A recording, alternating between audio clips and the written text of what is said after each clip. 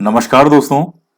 देखिए मित्रों, आज हम माध्यमिक शिक्षा बोर्ड की सामाजिक विज्ञान की ज्योग्राफी की 10वीं क्लास से आज शुरू करने वाले हैं। 10th क्लास आज हमारी शुरू हो जाएगी और इसमें हम कौन कौन से चैप्टर पढ़ेंगे ज्योग्राफी के, पहले वो देख लेते हैं। बहुत ज्यादा महत्वपूर्ण है, तो शुरू से लास्ट तक बहुत अच्छे से देखिएगा। और इसके साथ ही हमारी 6th, 7th, 8th और 9th इन सब की ज्योग्राफी कंप्लीट हो चुकी है। तो अब हम 10th की ज्योग्राफी करेंगे और आपको एक क्वेश्चन का जवाब देना है जो पिछले वीडियोस में हमने पढ़ा था कि वर्टिसोल जो मृदा है, वर्टिसोल मृदा जो है ये कहाँ पाई जाती है, किस क्षेत्र में होती है वर्टिसोल मृदा। तो मृदा के बारे में बताइएगा, आप कहाँ पाई जाती है। देखिए 10th क्लास के ज्योग्राफी के आपके कौन कौन से टॉपिक हैं। एक तो है जल संसाधन, एक है कृषि और खनिज और ऊर्जा संसाधन। तो बहुत ज्यादा महत्वपूर्ण है, भारत के संदर्भ में है ज्यादातर। और जैसे जल संसाधन वाला ये राजस्थान के विशेष संदर्भ में भी है, दोनों आएगा इसमें।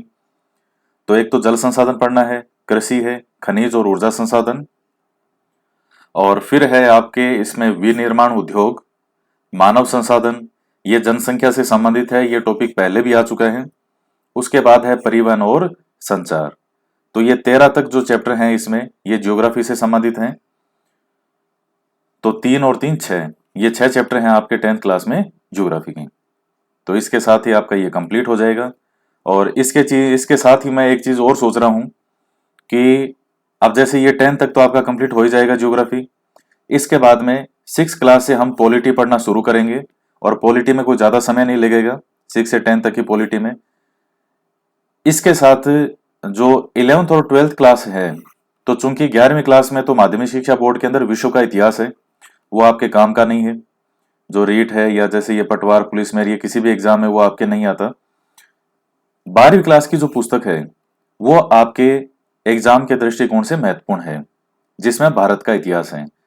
तो उसके कुछ टॉपिक जो कि आपके लिए महत्वपूर्ण है उनको भी आपको करवा दें। 11वीं 12वीं के जो चैप्टर महत्वपूर्ण है आपके टॉपिक के अकॉर्डिंग, क्योंकि बहुत अच्छा मैटर कंटेंट है, वो अपने आप में नोट्स ही है, इतना अच्छा कंटेंट है। अब जैसे 10वीं क्लास की किताब है, 9वीं क्लास की किताब है माध्यमिक शिक्षा बोर्ड की, तो ये अपने आप में नोट्स ही है, इतना अच्छा इनमें मैटर लिखा हुआ है, इतना अच्छा कंटेंट है। 10वीं क्लास के अंदर बहुत जबरदस्त कंटेंट है। तो ये सोच रहे हैं कि ये भी आपको करवा दें साथ में। तो अब हम शुरुआत करते हैं। तो अब देखिए हमारा टॉपिक है जल संसाधन। जल प्रकृति की अनुपम देन है जो कि पृथ्वी पर समस्त क्रियाओं को गति प्रदान करता है। पृथ्वी के 71% भाग पर जल है और 29% भाग जो वो क्या है, स्थल है। इस जल का 97% भाग महासागरों में खारे पानी के रूप में और 3% जल जो है वो उपयोग हेतु है। यानी ये क्या कह रहा है कि पृथ्वी पर जो 71% है वो क्या है, जल है, और 29% भाग है वो है स्थल। और ये जो जल है, 71% जल जो है, इस जल का भी 97% भाग जो है वो खारा है, समुद्रों के रूप में। और 3% जो है वो जैसे जो ग्लेशियर होते हैं या जो ये नदियां वगैरह निकलती है, जो मीठा पानी है पीने लायक, तो वो जो है वो केवल 3% है।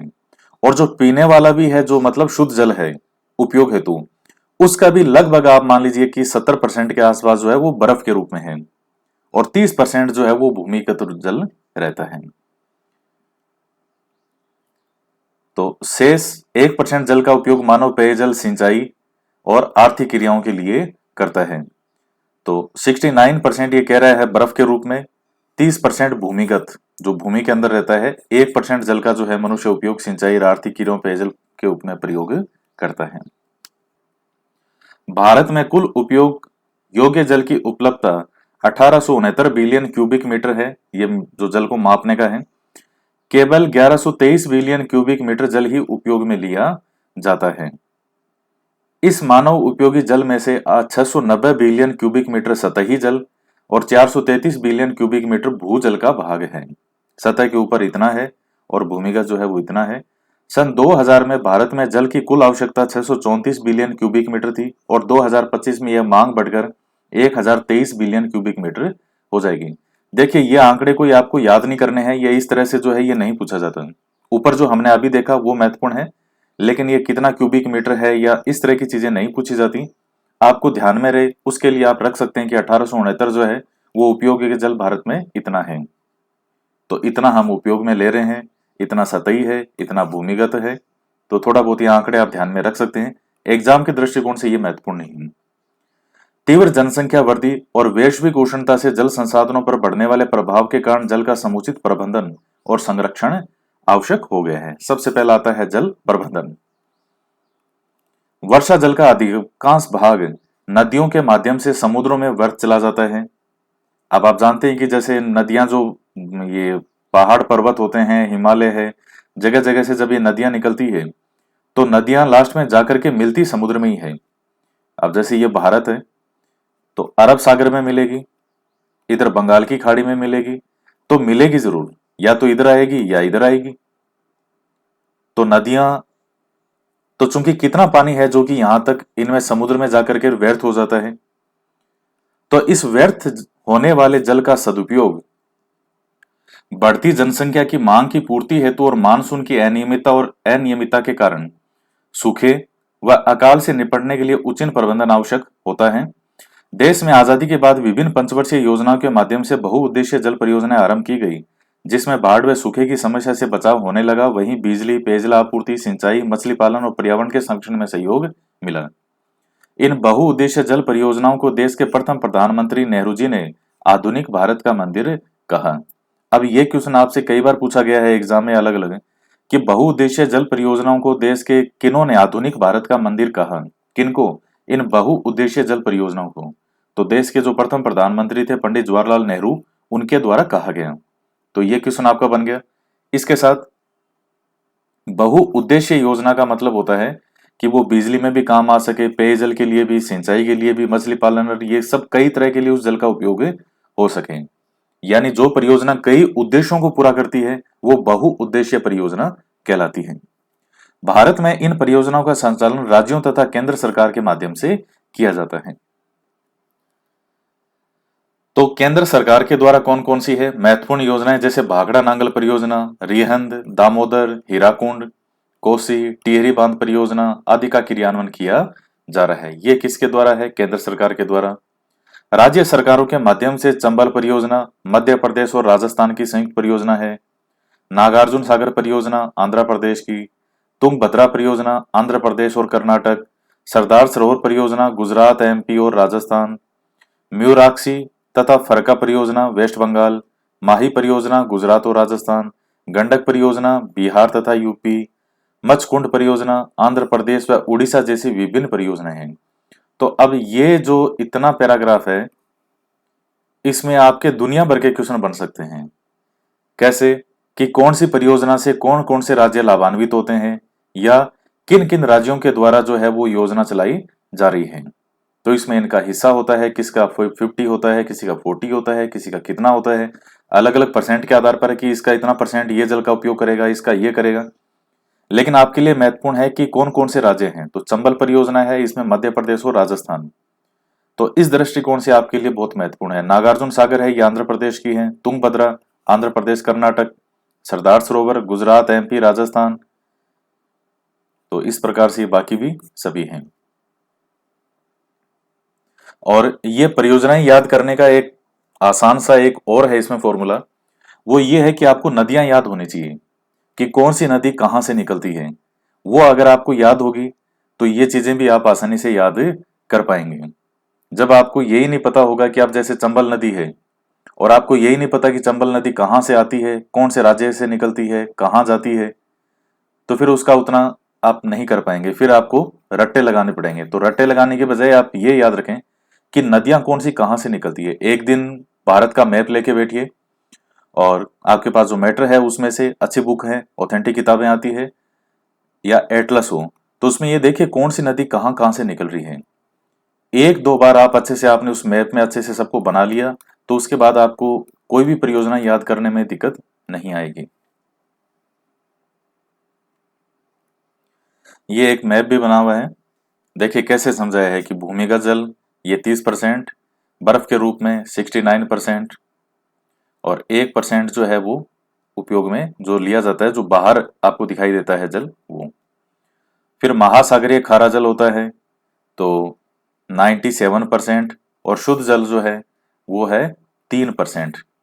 तो ये जो 3% है, इस 3% का हमने बताया है 69 बर्फ के रूप में, 30% भूमिगत, 1% अन्य के रूप में। सबसे पहला आता है भाखड़ा नांगल परियोजना, बहुत महत्वपूर्ण है। 1948 में आरंभ होकर 1963 में पूर्ण हुई देश की सबसे बड़ी और महत्वपूर्ण परियोजना, जो सतलज नदी पर हिमाचल प्रदेश में बिलासपुर के निकट स्थित है। तो इसमें आपके लिए क्या चीज महत्वपूर्ण होगी? एक तो कौन सी नदी है, तो सतलज नदी। और कौन कौन से इसमें राज्य हैं, तो पंजाब, हरियाणा और राजस्थान की संयुक्त परियोजना है। इसका उद्देश्य सतलज तथा यमुना के मध्यवर्ती भागों में सिंचाई, विद्युत, पेयजल की आपूर्ति के द्वारा आर्थिक विकास करना है। इस योजना के तहत दो बांध पंजाब के अंबाला जिले में बनाए गए हैं।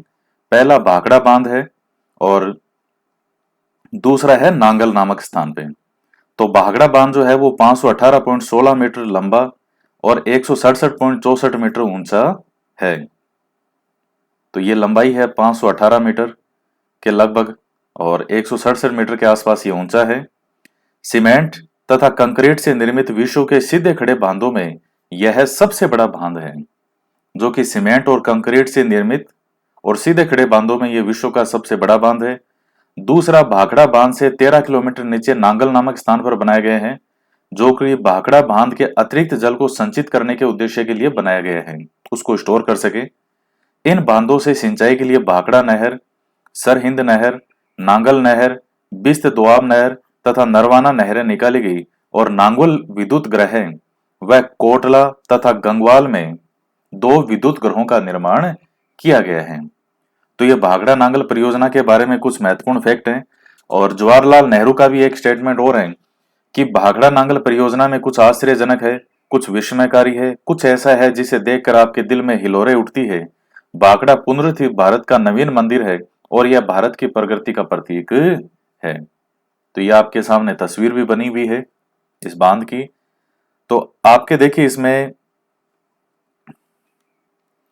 और ये एक मैप भी है आपके सामने। ये सबसे ऊपर है भाखड़ा जलाशय, फिर यहाँ ये नांगल जलाशय है यहाँ पर, फिर जो इनसे निकाले गए ये कई विद्युत केंद्र बने हुए हैं यहाँ पर जगह जगह। ये सतलज नदी है जो कि बह रही है शुरू से।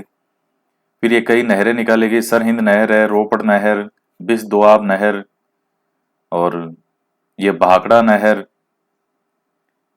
तो ये इस प्रकार से बने हुए हैं। ये निचली शिवालिक पहाड़ियां, नांगल विद्युत नहर।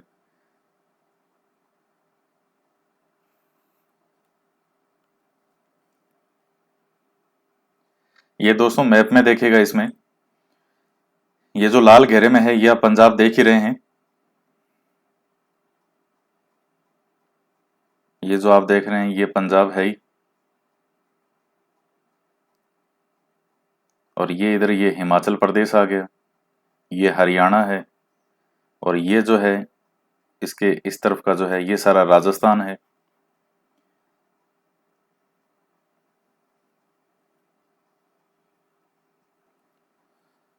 तो इसमें ये देखेगा, ये जो हिमाचल प्रदेश में जो बिलासपुर नाम आया था वो यहाँ पर है, और ये भाखड़ा और ये है नांगल, इस प्रकार से। तो ये बिलासपुर हो गया, ये भाखड़ा है, ये नांगल है और यहाँ ये सब चीजें जो है वो बनी हुई है। फिर आगे इसमें से नहरें निकाली गई है।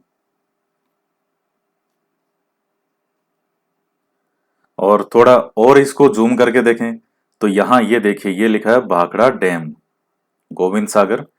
ये है भाखड़ा बांध जो आप देख रहे हैं किस प्रकार से बना हुआ है यहाँ पे। ये सतलज नदी है जो कि निकल रही है, इस सतलज नदी के बीच में जो ये बांध बनाए गए हैं।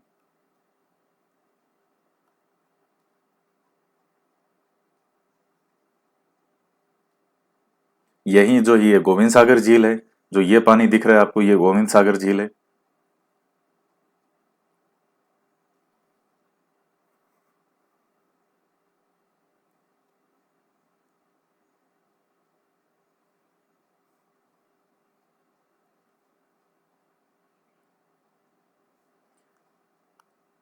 और ये देखिए यहाँ पर ये नांगल है तो ये पूरा बांध ही यहाँ पर, ये भाखड़ा बांध हो गया इस जगह पे, ये सतलज नदी जा ही रही है, ये नांगल हो गया, यहाँ पर भी बनाया हुआ है।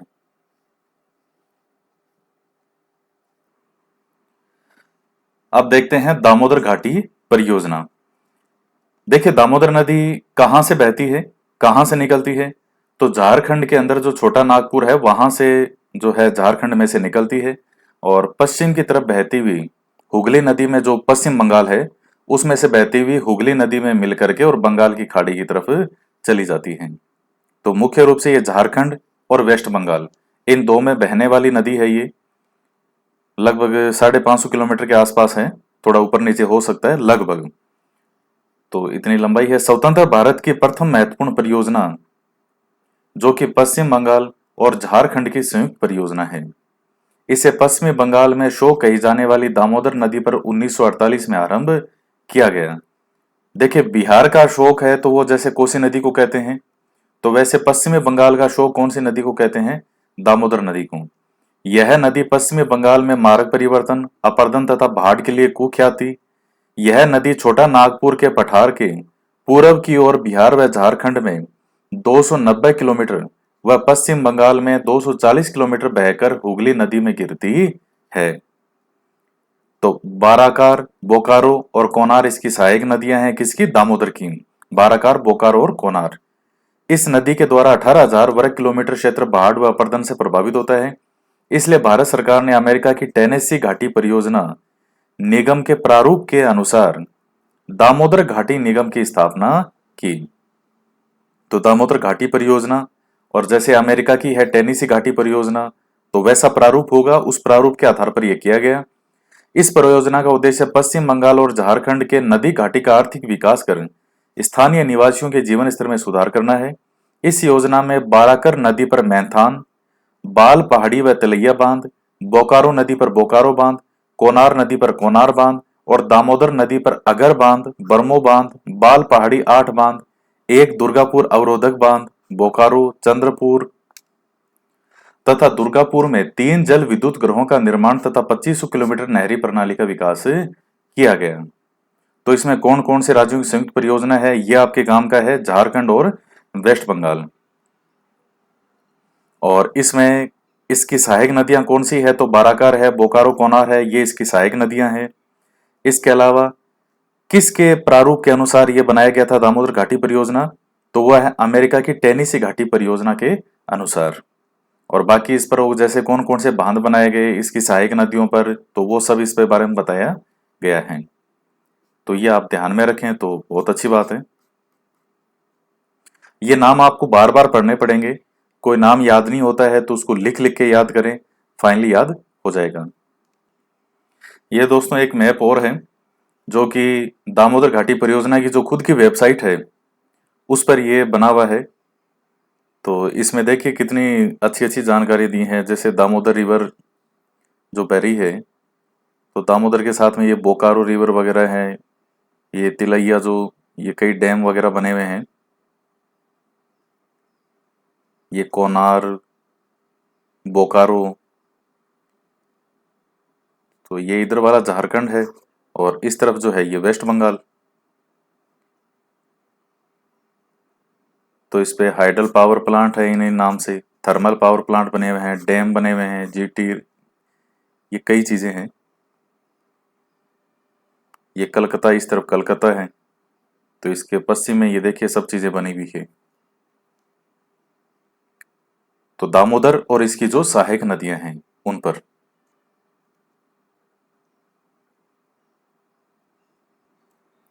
अब आता है हीराकुंड परियोजना, प्रायद्वीपीय भारत की महत्वाकांक्षी योजना, जो कि उड़ीसा यानी ओडिशा के शोक के नाम से प्रसिद्ध नदी है महानदी। तो मुख्य रूप से उड़ीसा की नदी है, कौन सी है? महानदी। उड़ीसा के अशोक के नाम से जानते हैं इसको। भारत सरकार के द्वारा द्वारा उड़ीसा राज्य में स्थापित की गई है। महानदी, जो कि छत्तीसगढ़ में बस्तर की पहाड़ियों से निकलकर उड़ीसा तथा नदी घाटी क्षेत्रों में मानसून काल में बाढ़ की स्थिति पैदा करती है, शेष समय में सूखे तथा अकाल स्थिति उत्पन्न हो जाती है। भारत सरकार ने 68 करोड़ रुपए की लागत से संबलपुर से 14 किलोमीटर ऊपर की ओर हीराकुंड बांध बनाया है। तो कहां से आती है? छत्तीसगढ़ से, कि बस्तर की पहाड़ियों से निकलकर उड़ीसा और नदी घाटी क्षेत्रों में। तो चूंकि ढाल का क्षेत्र होगा, बाढ़ की स्थिति हो जाती है, कई बार सूखे और अकाल की स्थिति हो जाती है। तो मित्रों, मुख्य रूप से छत्तीसगढ़ और उड़ीसा। तो ये जो रेड सर्कल आपके सामने बना हुआ है, ये देखिएगा, ये छत्तीसगढ़ है, और इस तरफ जो आप देखेंगे तो ये उड़ीसा है। ये जो आप देख रहे हैं ये वाला, ये उड़ीसा है। तो इस प्रकार से नदी यहाँ आती है, छत्तीसगढ़ से बस्तर की पहाड़ियों से निकलती है और उड़ीसा से बहती है। तो ये महानदी का है सोर्स।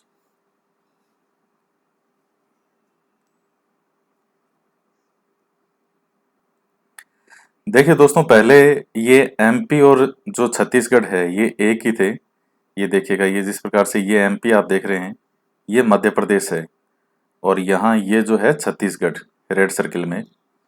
तो ये दोनों पहले एक थे। तो 2000 में छत्तीसगढ़ को इसे अलग किया गया एमपी से। तो पहले पूरा एमपी ये था, लेकिन बाद में ये छत्तीसगढ़ जो है ये एमपी से अलग कर दिया गया। इधर आप यहाँ देखेंगे तो ये जैसे आपको बिहार दिखेगा, ये बिहार है। तो बिहार के साथ ये था झारखंड। तो पहले बिहार और झारखंड दोनों एक ही थे, वही 2000 में झारखंड को अलग कर दिया गया इससे। और इस तरफ जो आप ये यूपी देख रहे हैं, ये यूपी जो है, पहले उत्तर प्रदेश में उत्तराखंड भी था ये जो ऊपर है। तो 2000 में उत्तराखंड को इससे अलग कर दिया गया। तो 2000 में 3 स्टेट जो हैं वो अलग कर दिए गए थे, नए बने थे। एमपी से अलग करके छत्तीसगढ़ बनाया गया, बिहार से अलग करके और ये झारखंड बनाया गया, और यूपी से अलग करके उत्तराखंड बनाया गया।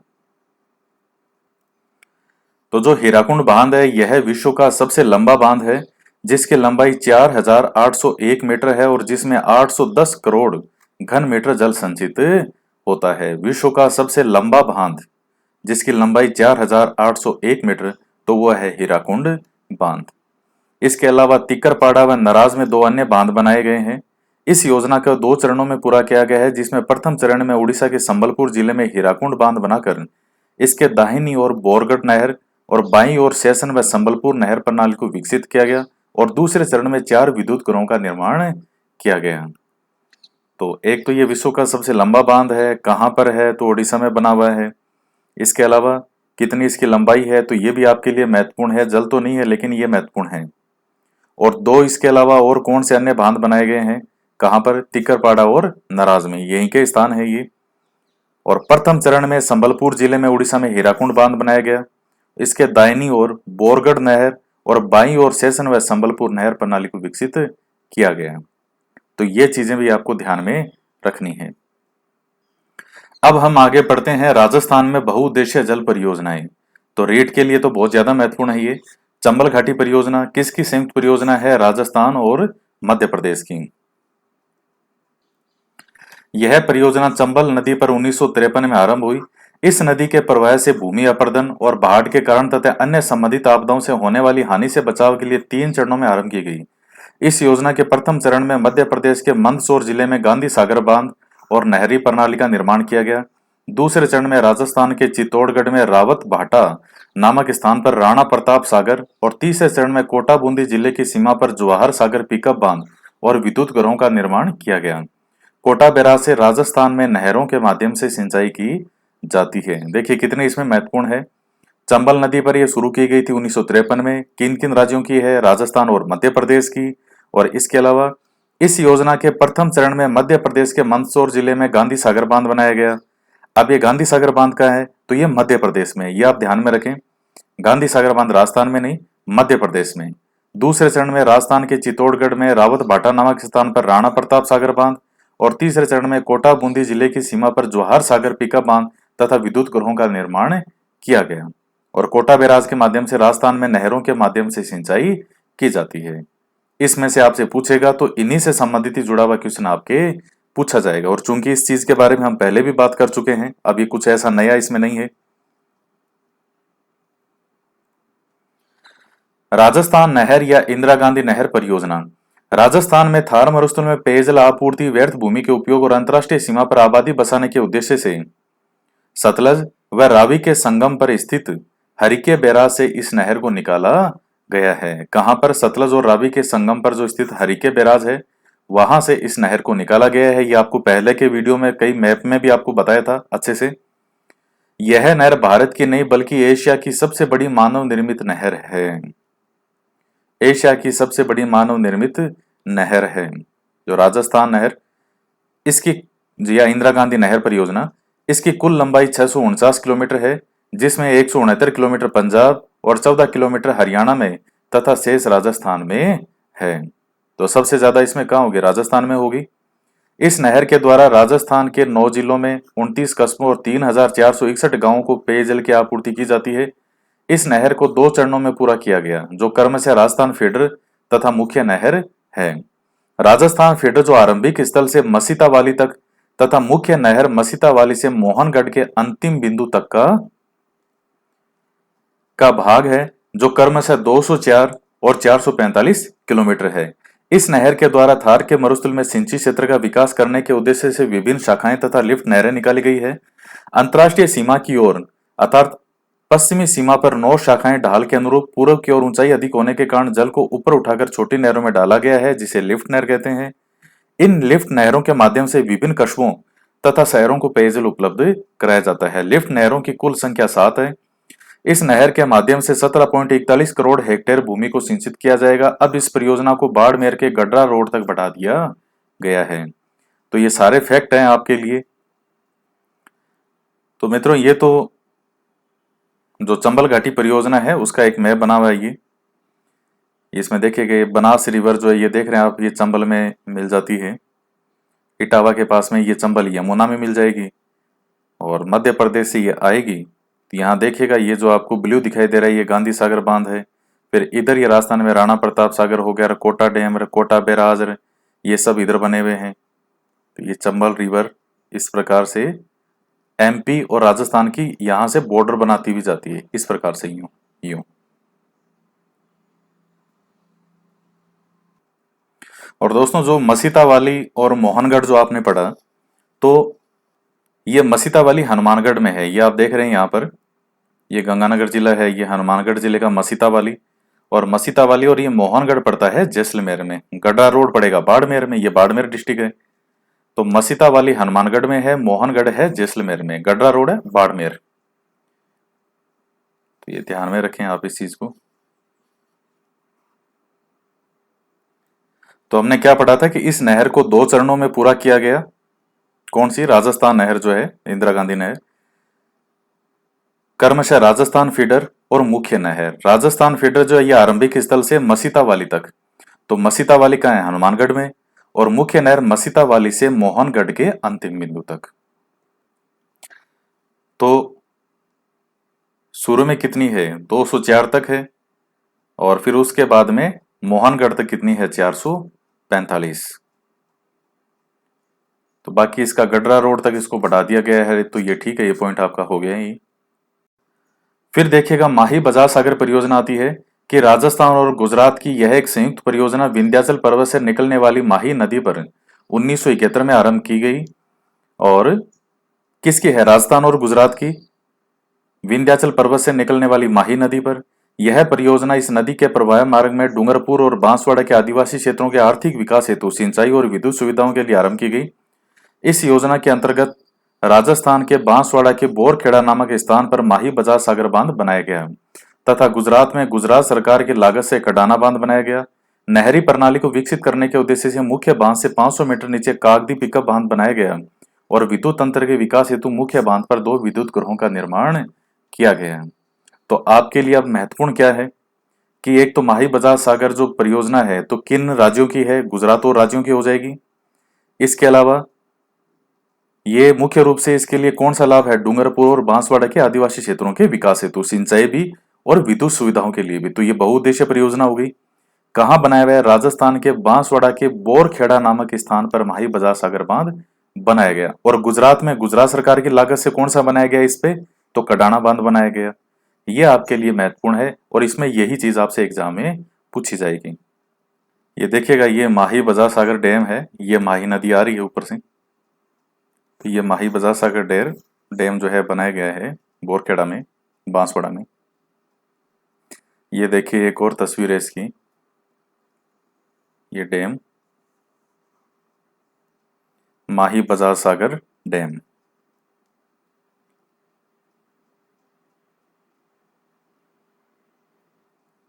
और ये जो है मित्रों, ये गुजरात का है, कडाना बांध।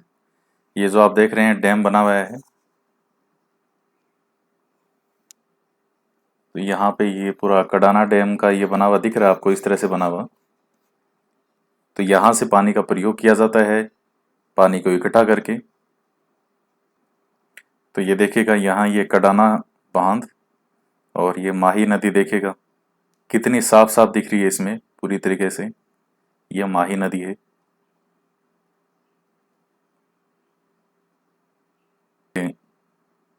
ये ऊपर से पानी आ रहा था, ये माही रिवर का, ये इस प्रकार से यहाँ बीच में बांध बना करके इस पानी का प्रयोग कर लिया गया, नहरें वहरें निकाल लेंगे इससे, और यहाँ ये आगे जा रही है इस प्रकार से। तो दोस्तों आज के वीडियो में इतना ही। बाकी इसी चैप्टर के बारे में हम नेक्स्ट वीडियो में पढ़ेंगे, जो कि राजस्थान से संबंधित है, बहुत ज्यादा महत्वपूर्ण है। तो 2 वीडियो में ये चैप्टर आपका कंप्लीट हो जाएगा। और वीडियो को लाइक जरूर करें, शेयर भी करें। तो मिलते हैं नेक्स्ट वीडियो में एक नए टॉपिक के साथ। जय हिंद, जय भारत।